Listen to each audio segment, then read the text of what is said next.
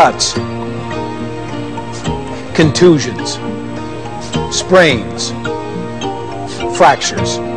These are just some of the 90,000 painful and disabling foot injuries that occur each year. A foot injury can seriously impair your mobility, both on and off the job. Some injuries can even result in permanent disability. In this program, you're going to learn 4 things you can do to protect your feet.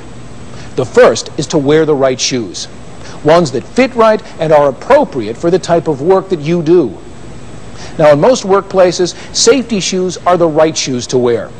Unfortunately, too often people don't wear them when they should.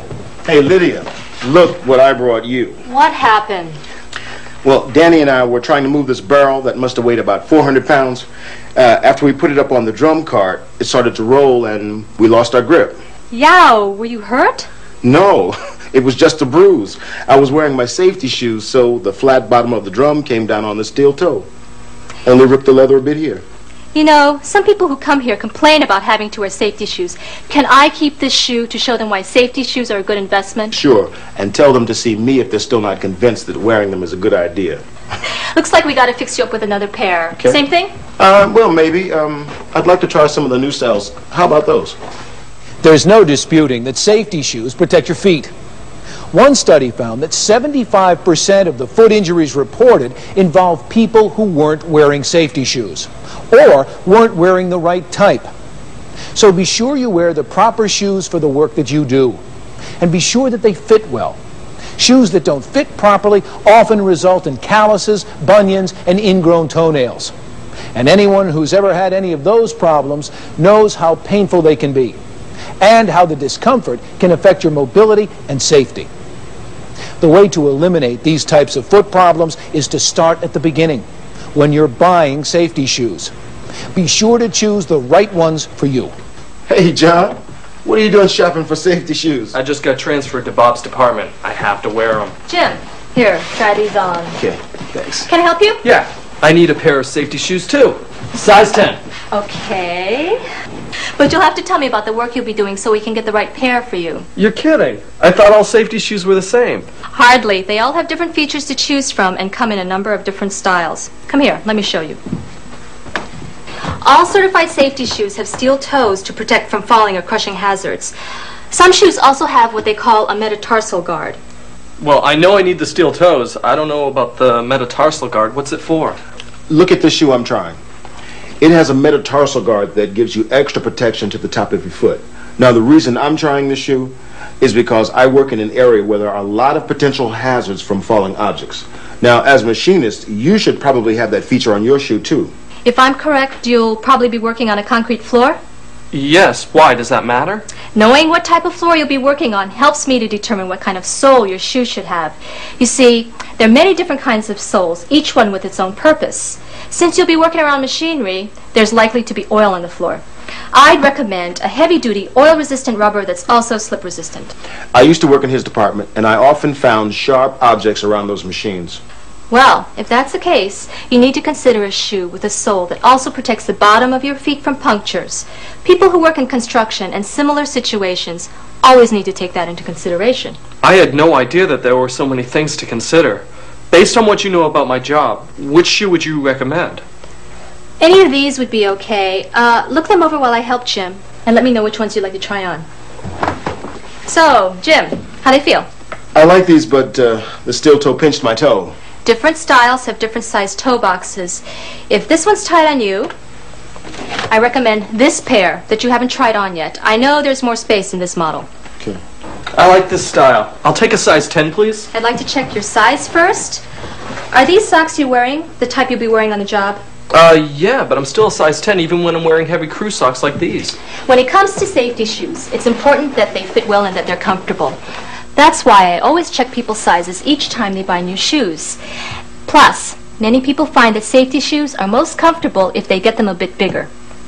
According to this, you're really a size 10.5.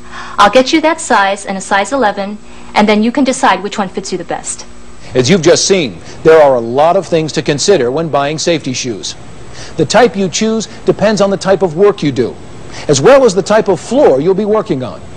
It's also important to be sure the shoes fit properly. Try on several different styles, wearing the socks you'll wear on the job.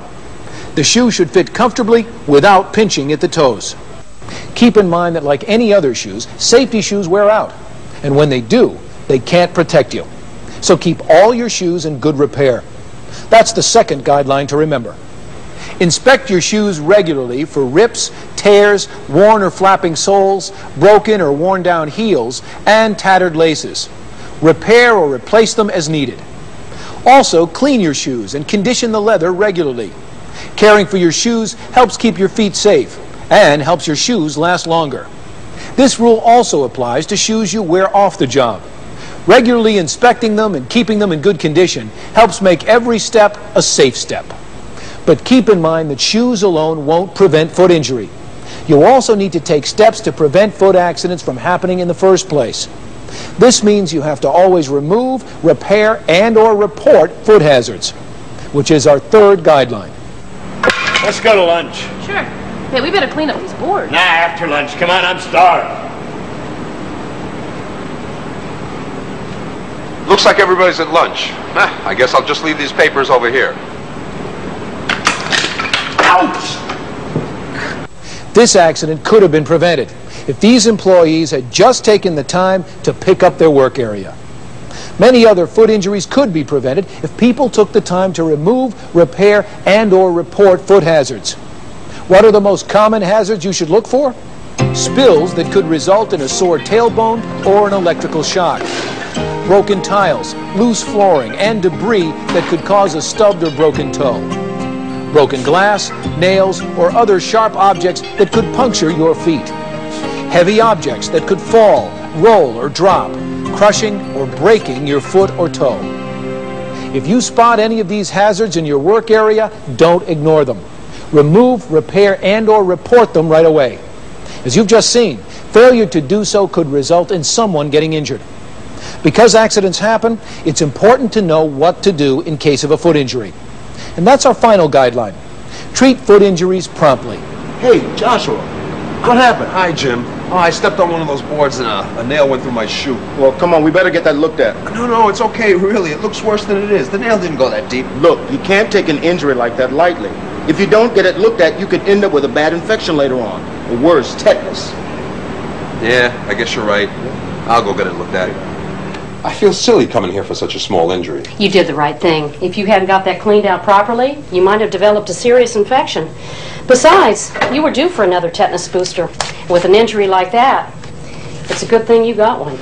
How often should I get a tetanus shot?